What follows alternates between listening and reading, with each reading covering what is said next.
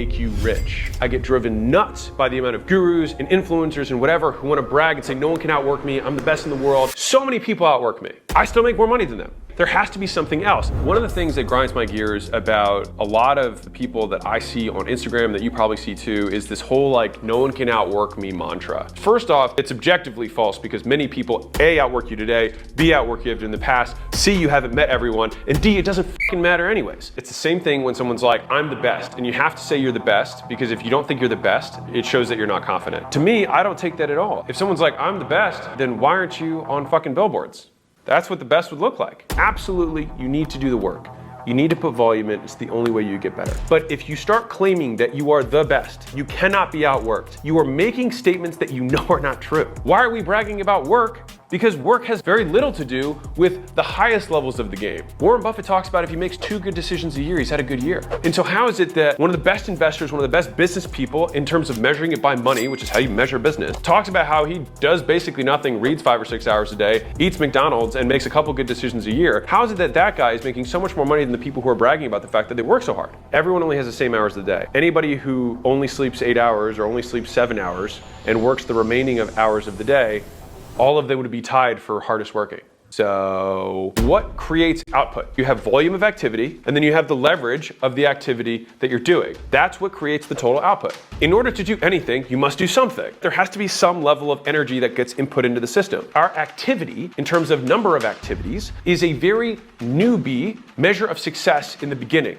Warren Buffett doesn't say, I sent 1,000 emails today. He doesn't talk like that. He's playing a different game. Jeff Bezos isn't like, woke up at 4 a.m. today. Now, mind you, I'm saying this as somebody who likes waking up early. We can't be as superstitious about what matters. Waking up early doesn't matter. Going to bed late doesn't matter. Not sleeping a lot doesn't matter. The few things that matter are the inputs that go into the system that have the most leverage to create the most output. Now, if you're a newbie and you can't get your ass off the couch, then by all means, figure out how to actually get your ass off the couch and do stuff. But then there's only so many hours, and so boom, and then very quickly you hit your capacity of work. Great, you've maximized that. Now what? The leverage that we have on that activity is gonna dictate how much we get out of it. And if we do a low leverage activity many times, we might get more than a high leverage activity that gets done once. A CEO who's gonna work with acquisition.com works virtually every hour of every day when they come in. Almost everybody does. Sometimes they ask, they're like, am I gonna be working more? We're like, it's impossible for you to work more, but you are gonna be changing what you work on because that's the only lever we have. There's only 24 hours. So we're gonna switch these 9 out and we're gonna plop these in with higher leverage activities. And so the way that we do that is we look at their calendars and we look at their org chart. This is how you fucking grow a business. You look at what they spend their time on and you see which of these activities are low leverage. Is there anyone else in this org chart that we can hand these activities to? And if a large percentage of these activities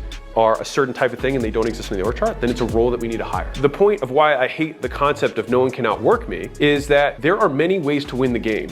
If you were to think about an amazing goal as a dragon to be slain, if you are familiar with video games in any way, when you create like a war party, you have a group of people that are gonna go on a quest. You don't just have 10 paladins or guys who just have shields and swords. So you've got a healer, a mage that's really good at damage but can't take a lot of damage. Then you've got a paladin who can't hit as hard, but he can take a lot of shots. You find people who have complementary skills. If you're playing football, you don't have 10 running backs. The entrepreneur really should be the coach of the team. It's about organizing the pieces and how well they play together that ultimately determines how good the team is. Like how many times have you seen the team with the all-star that has the poor supporting cast get beat by the overall better team? It happens all the time. A lot of entrepreneurs, as I see them, are trying to play the game like they're the star player and they want to score all the points, but they lose to Apple because Apple's got a team. We celebrate a specific action like work when it's really just saying, oh look, there's a paladin who can take a lot of hits. Cool.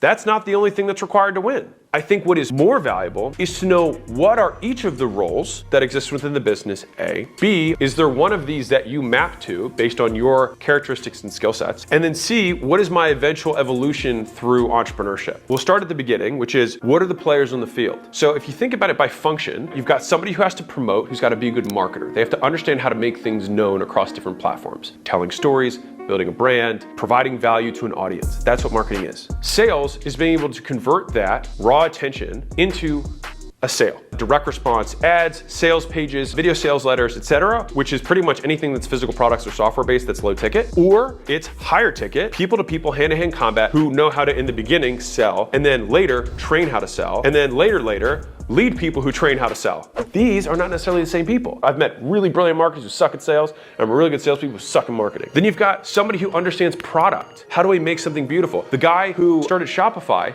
he's not CEO of Shopify. He's head of product. He's a mage. He knows how to cast spells. And then you've got the experienced people who are managing everything outside of the actual product itself. How do customers engage with us? How can we provide more value? How can we give them an amazing experience? How do we make sure they're hitting these milestones? This person who knows customer experience and customer success is not the same person who understands product and UX and design. That's a different game, which is different than the guy who knows how to close, who's different than the guy that knows how to promote. The bigger the enterprise gets, the more specialized the skill becomes, and the deeper the well of experience that people need to be. They have to be more specialized. When people are like, I can't be outworked, you're bragging about the wrong thing. It should be like, I can't be out-recruited. I can't be out-managed. No one can build a culture like me. That's super high leverage across the organization. No one can lead like me, but no one can outwork me. It's just an irrelevant activity metric. I love working. I work all the time, but I would never claim that no one works harder than me. I tend to have very good leverage with the activities that I do. I spend tons of time writing a book, and that book prints and sells copies forever. It's a different way to play the game. And so level 2 of this, which player you are. In the middle run of this, you end up segregating yourself to a portion of the business that you're an expert at or that you're best at. CMO or Chief Sales Officer, Chief Product Officer. It's not about one player being the champion here, it's about how the team works together. Which then gets to the third level of this, is just about being the coach.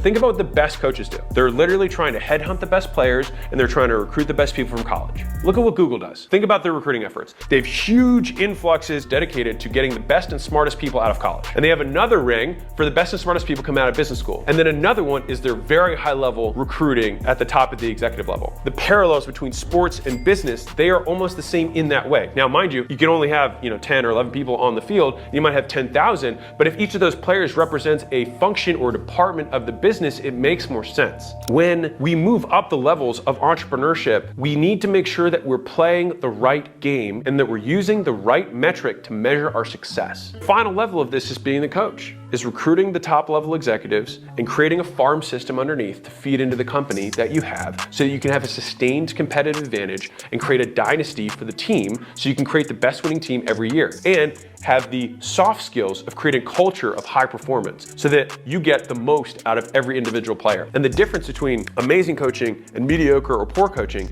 is what would players do if they had no coach or leader? And then what would they do if they had the best coach and best leader? The delta between those two is the value of the coach, the value of the CEO. The CEO needs to have the highest return on time out of anyone in the organization because they need to always be solving the next problem. As long as when they replace their time, the activities they do with the new stuff builds the business even more, then that trade will always work. And if CEO can come in and turn a business around, even behemoths around, in 2-3 years, based on the standards that they set and the values that they stand for, that delta across the entire organization is your greatest leverage.